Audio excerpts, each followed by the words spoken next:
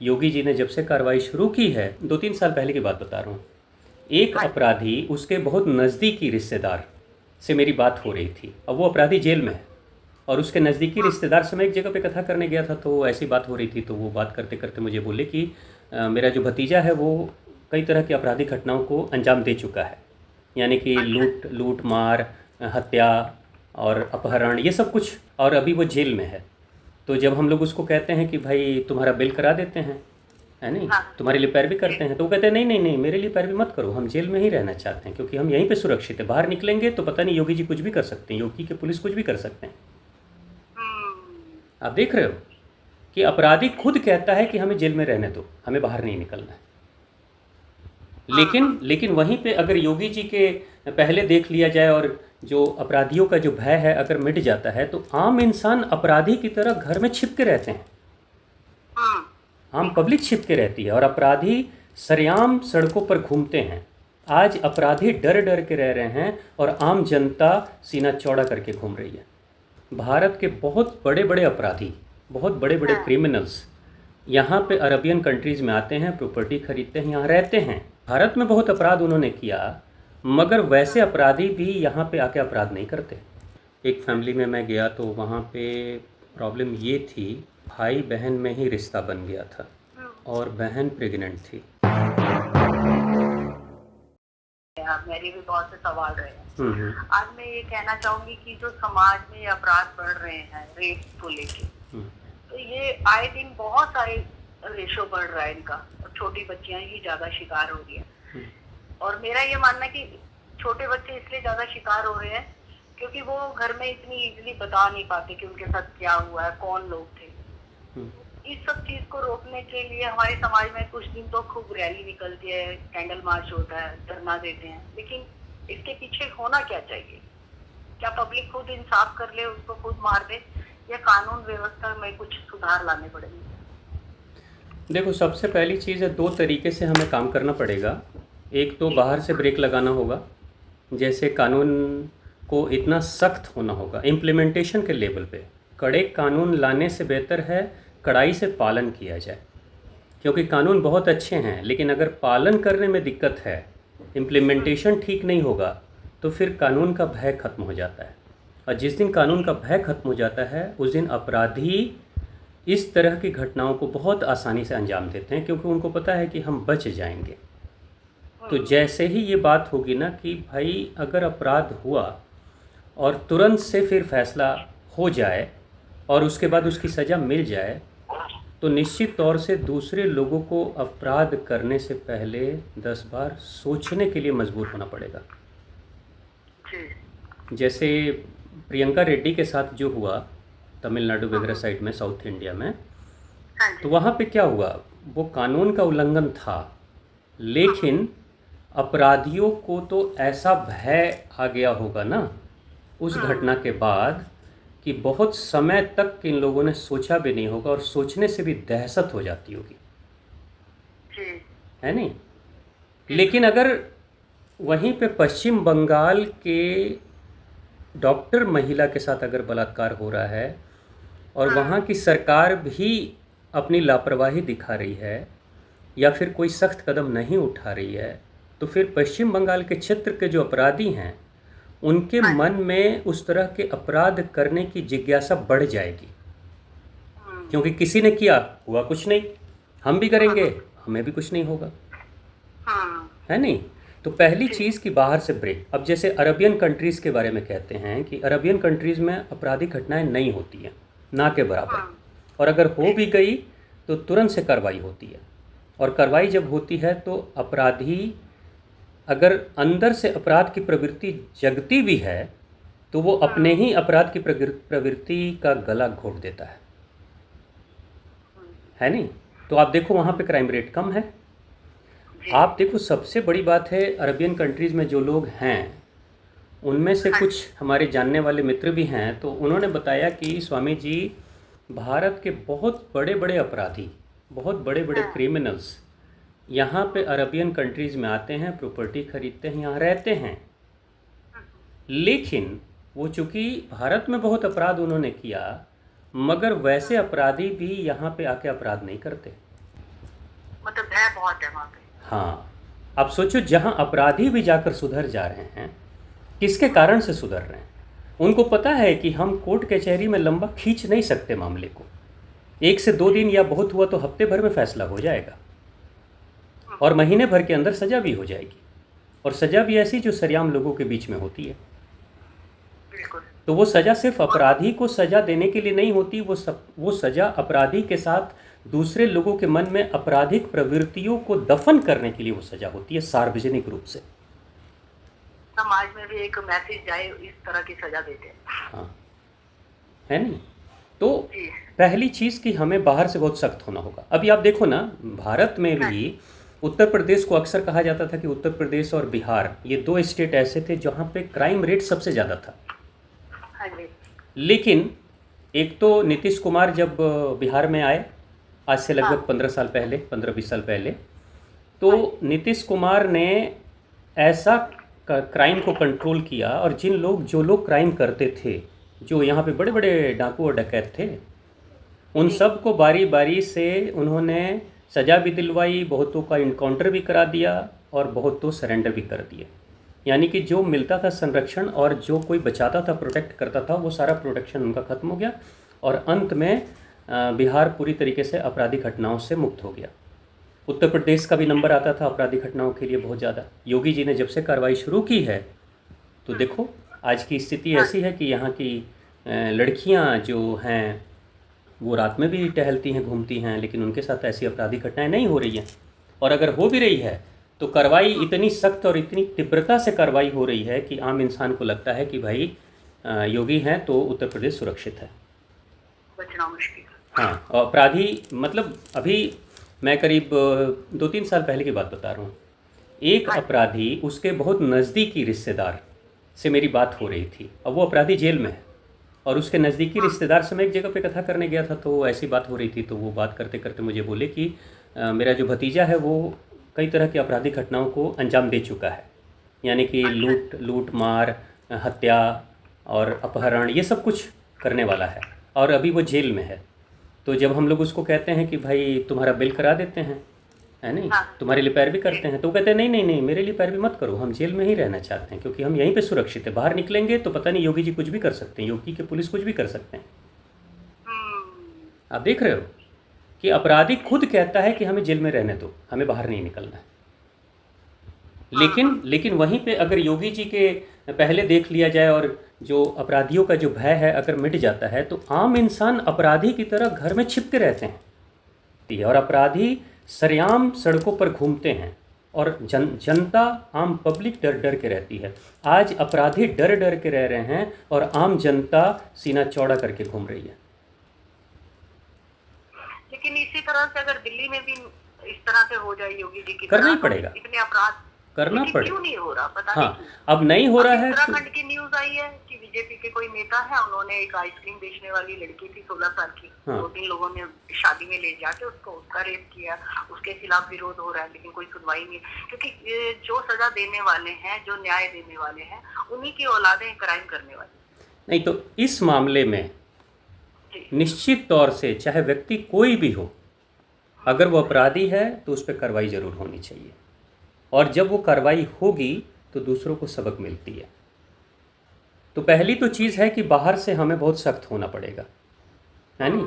अभी देखो पश्चिम बंगाल की जो न्यूज़ आ रही कि नई सरकार के आते ही वहाँ के जो अपराधी थे वो धीरे धीरे सरेंडर करना शुरू कर चुके हैं, डर से सरेंडर अब करने लगे हैं, है ना। वहाँ पे बॉर्डर सिक्योरिटी फोर्स को, वहाँ की बॉर्डर को सुरक्षा देने के लिए पूरी तरीके से तैनात कर दिया गया है, और छूट दे दी गई है कि तुम्हें जो भी कार्रवाई करनी होगी तुम इंस्टेंट कर देना। अब घुसपैठ बंद हो चुका है, और घुसपैठिया भारत में रह रहे थे, बांग्लादेशी घुसपैठी, वो सब धीरे धीरे पश्चिम बंगाल को छोड़कर भाग रहे हैं, है नहीं। तो ये होता है पहली बात कि बाहर से हम कड़ी कार्रवाई करें, है ना, देर ना करें, क्योंकि वो कहते हैं ना कि justice delayed means justice denied.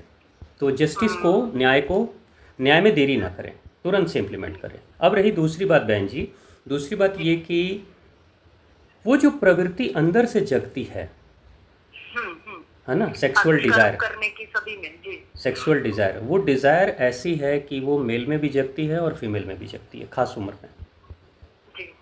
ख़ास उम्र में जब ये डिज़ायर जगती है तो उसको रोकने के लिए, उस पे लगाम लगाने के लिए हम क्या करें? तो उसके लिए हमें संस्कार देना होता है, जी। क्योंकि इंसान के अंदर, हर इंसान के अंदर बुराइयां हैं, लेकिन उन बुराइयों को सर उठाने वो नहीं देता है, क्योंकि शर्म का घूंघट ओढ़ के रहता है। शर्म रोकती है इंसान को, लाज रोकती है, समाज की लाज, आत्मिक प्रतिष्ठा, पारिवारिक लाज रोकती है कि नहीं मैं ये करूँगा तो मेरी छवि खराब होगी, तो मेरी प्रतिष्ठा क्या रहेगी, है ना? ये इंसान रोकता है। तो जिस इंसान के अंदर समाज के प्रति संवेदना हो, परिवार के प्रति संवेदना हो, आत्म प्रतिष्ठा के प्रति संवेदना हो, वो इंसान गलती करने से पहले ज़रूर सोचता है और अपने आप को नियंत्रण में रखता है। अब ये सामाजिक ताना बाना धीरे धीरे टूटते जा रहा है। लोग इस बात को कहने में बहुत फ़ख्र महसूस करते हैं कि हमें किसी से लेना देना नहीं है, हम अपनी आज़ादी से जिएंगे, हम अपनी आज़ादी से रहेंगे। तो आज़ादी में तो सब कुछ आ जाता है ना। ये जो बंदिशें बनाई गई थी, ये किस लिए बनाई गई थी? ये सामाजिक बंदिशें थीं, जिससे कि समाज के लोग एक खास नियम कानून का पालन करें। अब अगर कोई व्यक्ति सड़क पे चल रहा है, ट्रैफिक रूल को फॉलो नहीं करता, वो कहता है मैं अपनी गाड़ी को अपनी मर्ज़ी से चलाऊँगा, कहाँ गाड़ी रुकेगी, कहाँ चलेगी, मैं किसी के नियम कानून का पालन नहीं करूँगा, तो आप सोचिए उस ट्रैफिक का क्या हाल होगा। तो समाज भी एक ट्रैफिक की तरह है, उसमें भी जो लोग रह रहे हैं तो उनको भी नियम कानून का पालन करना है। वो नियम कानून स्त्री को भी पालन करना है और पुरुषों को भी पालन करना है, दोनों को करना है। जब हम सोसाइटी में ये खुलेआम डिक्लेयर करते हैं हम मॉडर्न है, तो उस चीज का मुझे लगता है कि ये हाल रिजल्ट आ रहा है कि मॉडर्न क्या है। जब माता पिता इस तरह से आजादी दे देते हैं और शरेआम उनके आगे भी आजकल यही मीडिया चल रहा है, यही सब कुछ चल रहा है। हम घर में टीवी लगाते हैं तो बच्चों के सामने इस तरह की मूवी देखते हैं, इस तरह की बातें करते हैं कि हम तो एडवांस कल्चर के हैं। तो मुझे लगता है कि उसी का असर पड़ रहा है। एकदम पड़ेगा। जो बच्चे देखते हैं वो, उसका असर पड़ता है दिमाग से, दिमाग में वो सब चीज़ें चली जाती हैं। तो यहाँ पे हम, हाँ, जो देखेंगे वो सुनेंगे। और दूसरी चीज़, मान लीजिए हार्मोनल इम्बैलेंस हो रहा है, हमारे शरीर में वो चीज़ें बढ़ रही है, उसके लिए हम क्या कर रहे हैं? खान पान तो देख लीजिए ना आप।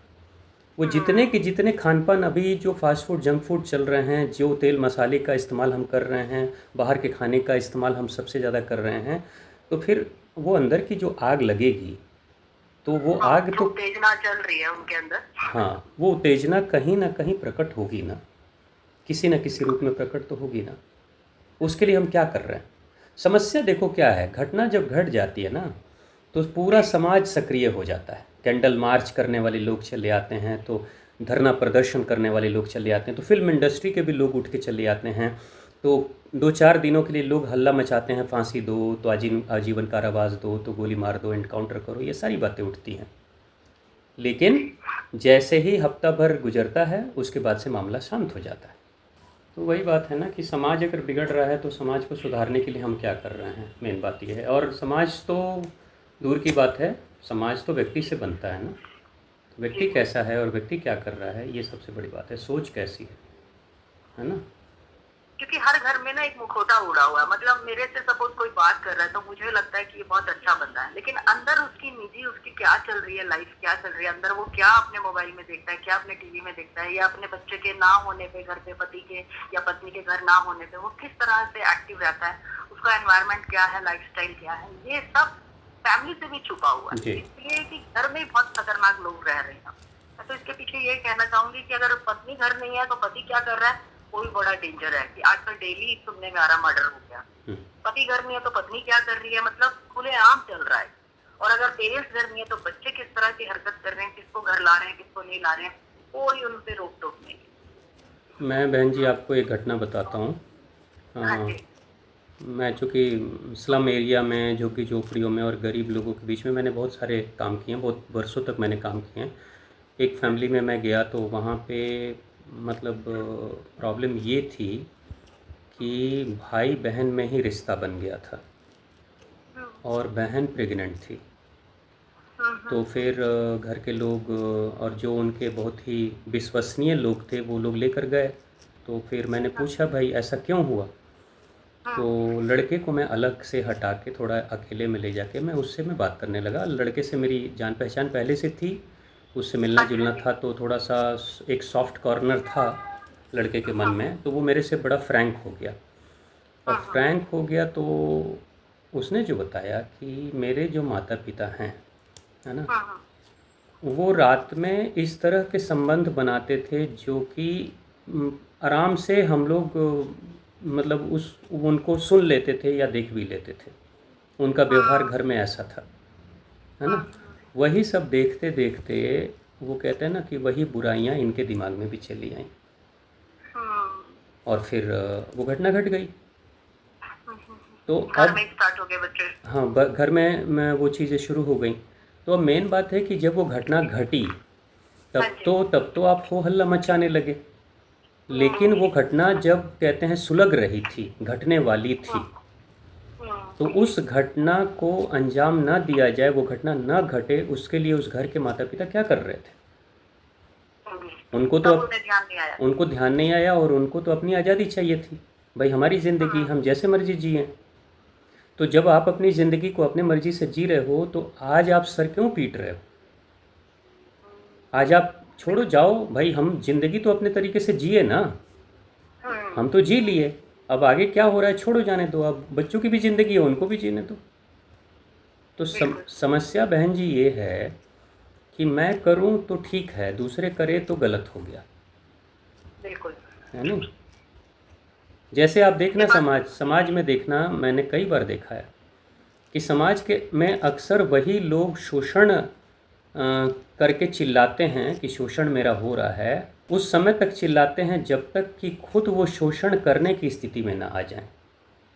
हम्म मैंने ऐसे बहुत सारे लोगों को देखा है जो शोषण जिनका होता है, लेकिन जी। धीरे धीरे किसी कारण से उनकी शक्ति बढ़ गई, उनको कोई पद प्रतिष्ठा मिल गया, कोई चुनाव वगैरह में वो जीत गए, उसके बाद वही काम वो खुद भी करते हैं, लेकिन तब शोषण का नाम नहीं लेते।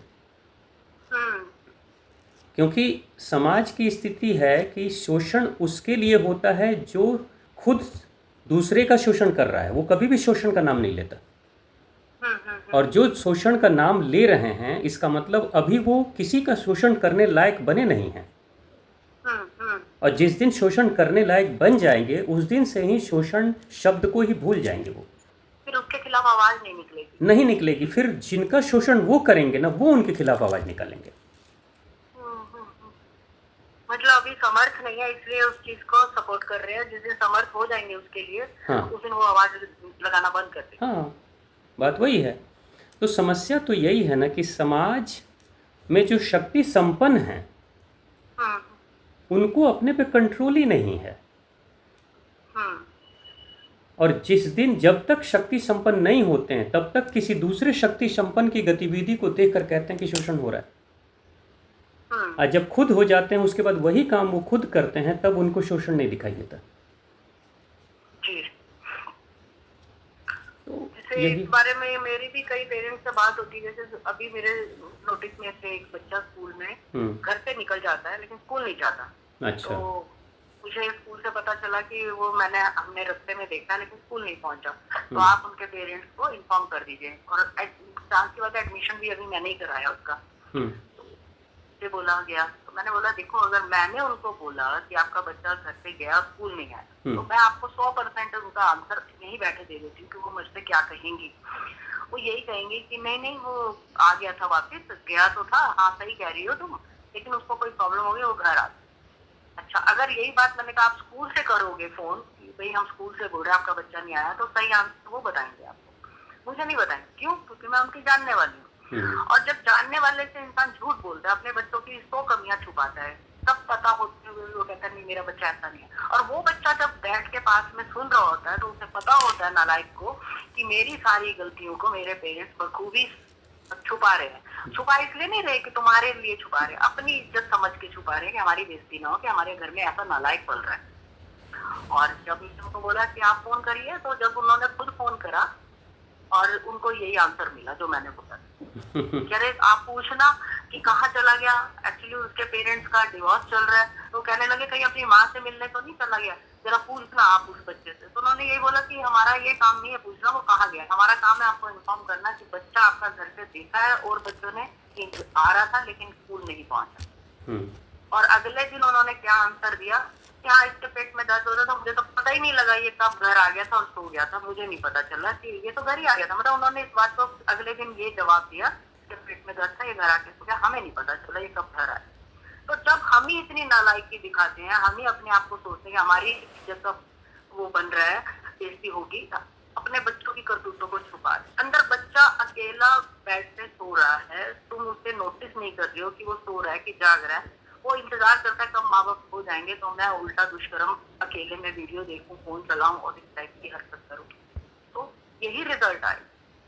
जी। मैंने मैक्सिमम पेरेंट्स को देखा बच्चों को अकेले छोड़ देते हैं सोने के लिए, चाहे वो बेटी हो। और जिन घरों में ज्वाइंट फैमिली, दादा दादी हैं, ये सब कुछ है, हाँ मौका ही नहीं मिलता है। हाँ बच्चे खुद ही कहते हैं हम भी आपके साथ ही सोएंगे, क्यों हम अकेले में सोए।